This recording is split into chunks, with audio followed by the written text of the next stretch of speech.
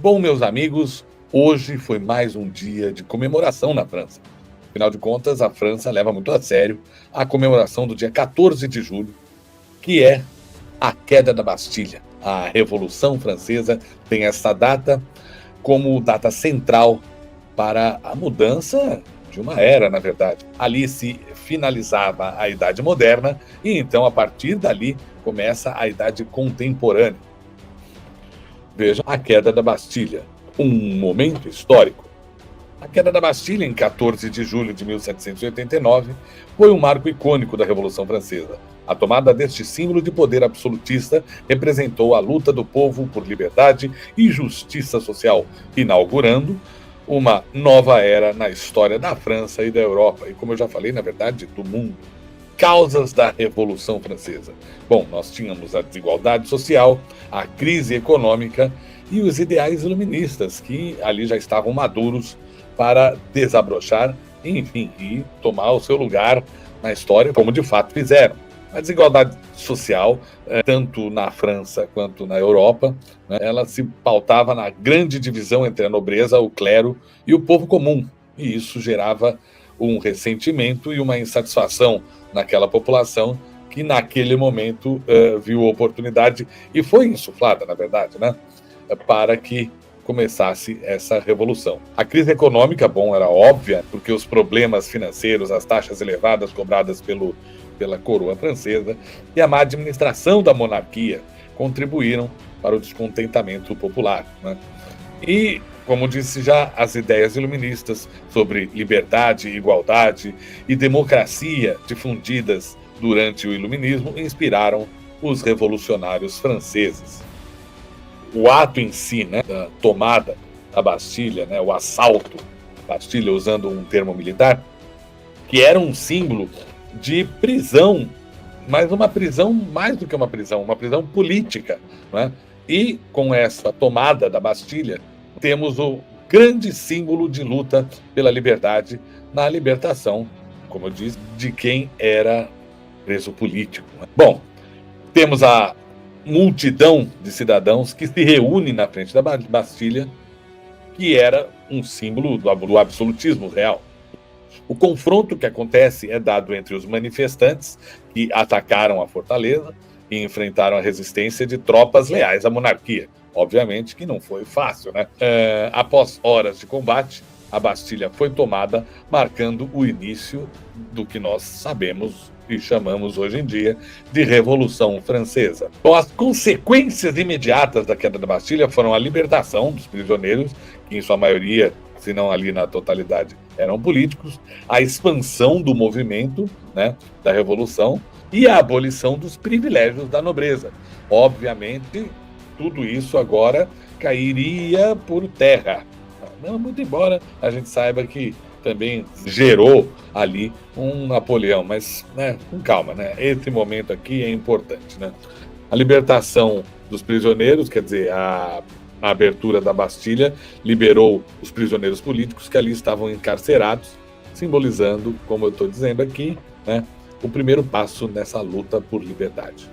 A expansão do movimento, essa grande vitória dessa tomada da Bastilha, né, estimulou outros grupos a se juntarem à revolução, fortalecendo o movimento revolucionário, né?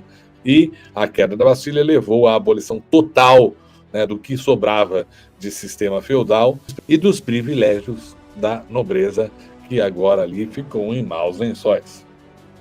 Como legados da Revolução Francesa, nós temos os ideais republicanos, também a expansão do nacionalismo e grandes e profundas transformações sociais. Como os ideais republicanos, nós podemos dizer que a Revolução inspirou o surgimento de movimentos republicanos e a adoção de constituições por toda a Europa, embora tenham levado a conflitos novos e reorganizações territoriais. Mas, lógico, tudo isso imbuído desse sentimento, né, de nacionalismo que nascia com ali a Revolução Francesa. As transformações sociais também podem ser vistas a partir do momento que a Revolução ela acelera o fim do sistema feudal e a consolidação de uma sociedade de classes. Então, nós vamos ver praticamente até hoje, né? Embora tenha se modificado um pouco mais agora nos últimos tempos, mas ela basicamente, o mundo muda para como ele era, para praticamente como ele se transforma e é até hoje. Os ideais da Revolução Francesa e sua influência global. O lema liberdade, igualdade e fraternidade inspirou movimentos de independência por todo o mundo. A igualdade se tornou um dos seus ideais mais pujantes perante a lei e as oportunidades que influenciaram reformas sociais em muitos países. Bom, o conceito de democracia, que vem dentro da soberania popular e de governo representativo, lá com os 3 poderes e tudo mais, isso só foi difundido e aplicado mundo afora também a partir da Revolução Francesa. O nacionalismo, como já dissemos, né, é um sentimento de identidade em torno de um pedaço de terra, de um povo do mesmo sangue, da mesma origem, um idioma, enfim, e, como falei, o território também. Isso, né, leva à formação de novos estados-nação, tudo isso a partir desse ideal da Revolução Francesa. A relevância da queda da Bastilha no século XXI, hoje. Bom, naturalmente, existe uma influência muito presente até os dias de hoje. E eu não poderia deixar de falar, né, do símbolo da luta por liberdade, a inspiração para movimentos sociais nos tempos de hoje, e a lição sobre a importância da participação dos cidadãos, do povo, a qualidade de cidadãos, né? Então, vejam, a queda da Bastilha permanece como um ícone até hoje da luta contra a opressão e pela conquista de direitos. Também, os ideais revolucionários continuam a inspirar movimentos de defesa da democracia e justiça social. O episódio ainda demonstra o poder da mobilização popular na promoção de mudanças históricas. E isso a gente viu depois, né? Vai ver isso depois acontecendo diversas vezes ainda neste século, certamente. Bom, as lições aprendidas são a importância da participação dos cidadãos, do povo, né, enquanto cidadãos, na transformação social, o poder dos ideais de liberdade, igualdade e fraternidade, claro. E isso é uma lição que se transforma a cada tempo, mas na verdade não perde o espírito da coisa, porque precisamos lutar por igualdade, precisamos lutar pela liberdade, né? E precisamos lutar por esse sentimento do povo.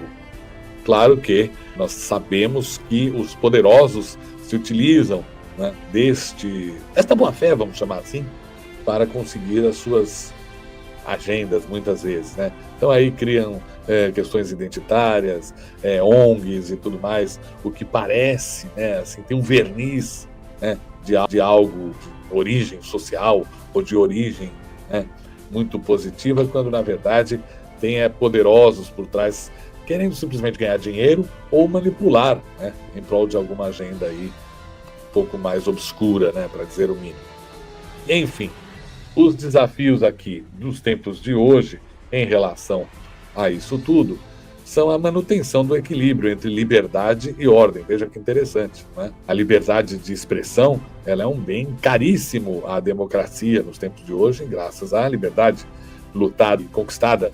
E essa liberdade, ela esbarra, ela é bloqueada, vamos dizer assim, pelo limite da lei, né? Enfim, outro desafio é a conciliação entre a democracia e as desigualdades sociais, né? Para o liberal ou para o capitalista mais liberal e mais capitalista, né? Infelizmente, hoje em dia, a pauta das questões sociais, das desigualdades sociais, ela é tão cara quanto para qualquer comunista, né? Claro que as receitas para a solução, elas variam muito. E a preservação dos avanços democráticos em face das ameaças, né? Principalmente essas questões que a gente tem entre culturas, né? Como dos muçulmanos e dos judeus e dos próprios cristãos, e agora com toda essa questão do neopentecostalismo, né?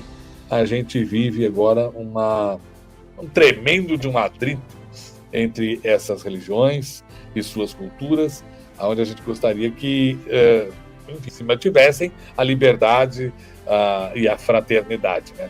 Então é um grande desafio dos tempos de hoje, né?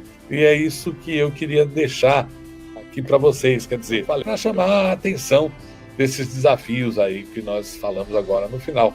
Ou seja, temos que pensar uma forma de manter o equilíbrio entre liberdade e ordem, entre democracia e as desigualdades sociais e também os avanços da democracia em face das ameaças, né, que existem entre os discursos de ódio que, infelizmente, acabam surgindo e desafiam a nossa sociedade que pretende ser, né, igualitária e fraterna diante de pessoas que querem, enfim, criar as suas próprias verdades. É isso, gente. É esse o vídeo de hoje. Não deixem de se inscrever e curtir esse vídeo. Fernando Tietê. E até o próximo encontro.